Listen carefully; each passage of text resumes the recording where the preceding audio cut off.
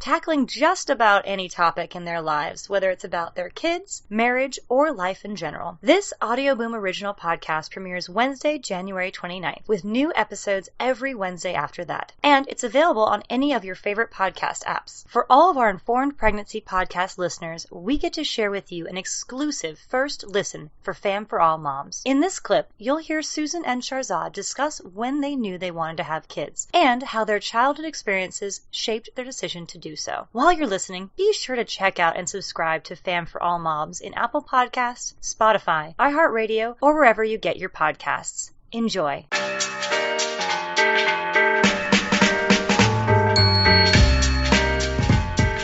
Hi, I'm Sharzad. Hi, I'm Susan. Woo! You guys are still here, hopefully. You're going to come back again and again. I actually have a question for you, Sharzad. Talk to me. How did you know you wanted to have kids? And I actually ask that all the time because I know I wasn't one of those people. I definitely did not want to have kids, and we'll talk about that later. But I want to know, how did you know you wanted to have kids? I know that about you, and I think it's interesting, and it's why I wanted to talk about this, because we have different viewpoints, and that's great. I was just one of those people that loved kids, truly, from the bottom of my heart, loved being around little kids. 5-year-old kids was like my favorite age always, but I grew up in a big family. I grew up with a lot of cousins. I've mentioned this before, but I'm half Iranian, so usually, stereotypically, and there's a lot of truth to it, Iranians have huge families, and that was definitely the case for me. So I grew up with a lot of cousins. I come from a, I guess, pretty decent-sized family, older brother, little sister. When I was 5, basically for my 5th birthday, I got a little sister as a gift. My sister was born right before my 5th birthday, and I just felt like she was my doll, and I got to learn how to change her diaper, and I thought that was just so cool as a little girl to have a live doll to play with. That sounds like a nightmare to me. I think that way. How's your sister feel about that? I don't know. You'd have to ask her. But I really enjoyed being around kids. And even in high school, one of my jobs senior year was working at a daycare close to my house. And I just thought it was really fun to be around little ones. I knew that I wanted to attempt to be a mom. I used to think I'd have 3 or 4 kids. I just thought that sounded wonderful, to just hang out with little kids. I also feel like I had an awesome mom, and she made me want to be a mom. I thought she was an incredible example of just a really loving, warm human. And she also worked, and she had this unique balance of like being a working mom. And I truly always thought of myself that I'd be a working mom. That was like one of my goals. Marriage, I was iffy about. Same. Because I've always been boy crazy, and the thought of one man, I didn't know how I could handle that. But we're like the call me daddy girls, except when they have now settled down and had kids. Luckily, when I entered into my relationship with Michael, I'd had a lot of experience, and I was comfortable that I was making one of the best decisions of my life to be with him. It was a no-brainer for me personally when I met Michael, and I knew he wanted to have kids. He has 3 sisters, so he came from a good-sized family as well, and he liked kids. Some guys don't necessarily vocalize their love for kids, but I knew he'd be really into kids and be a great person to raise them with. But when we got married, I met him when I was 25. We got married at 26. So when I think about that now, I was pretty young, but it worked really well for us. He's 9 years older than me, so he was ready to settle down as well.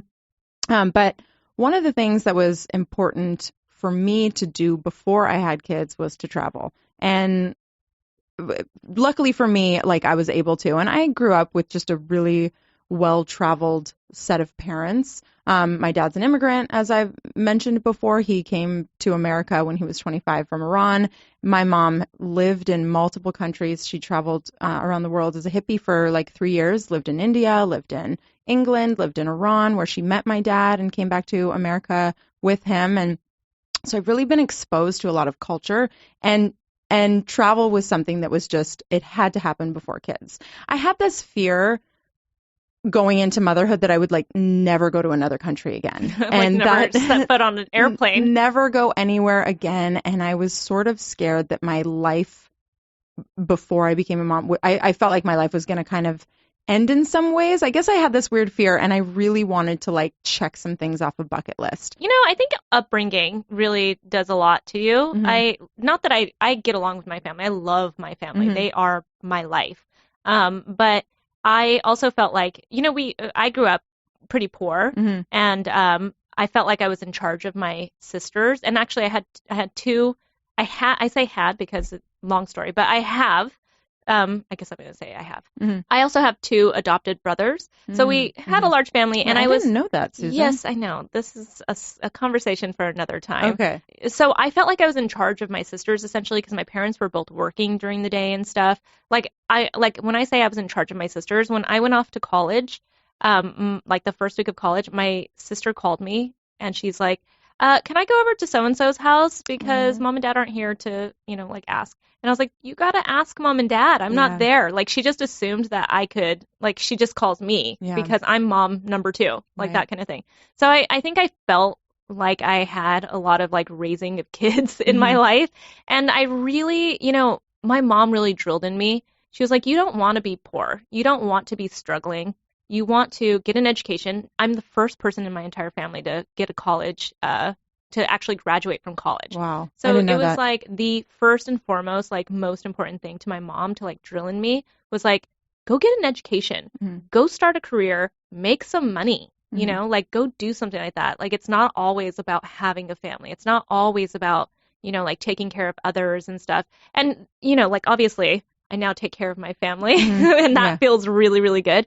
But that was probably like my driving force was my mom in my ear being like, go do what you need to do. And I just never saw kids fitting into that. I never saw marriage fitting into that either, which is kind of funny that I ended up being married with kids later.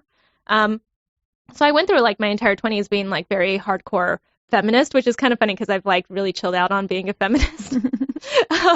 Not that I don't support women, but I'm not as hardcore as I was. Yeah. And I just didn't really envision that. I didn't see kids in my future because I had so much work to do in my mind. And I still do. I think, it was really hard marrying an Indian man.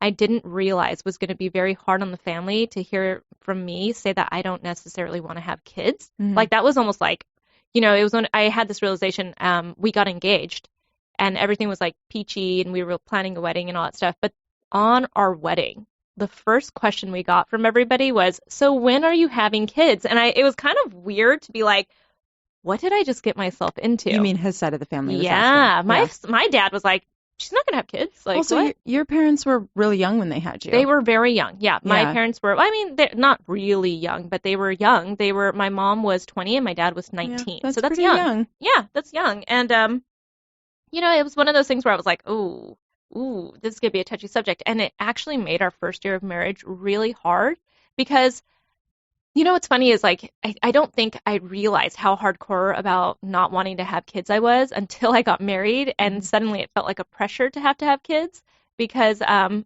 I started being more like, no, we're not having kids. Why don't you understand that? And I think the decision was taken away from you or something? Well, it wasn't even that. I think we just never had that real talk. I think maybe I was more open-minded to having kids before I got married. And then when it started feeling like I had pressure, I was like, oh, no, I'm not having kids. Sorry. And he was like, well, we didn't discuss this, And so, that felt a little weird. And so I really pushed back on it. And I stayed open-minded and I thought about it.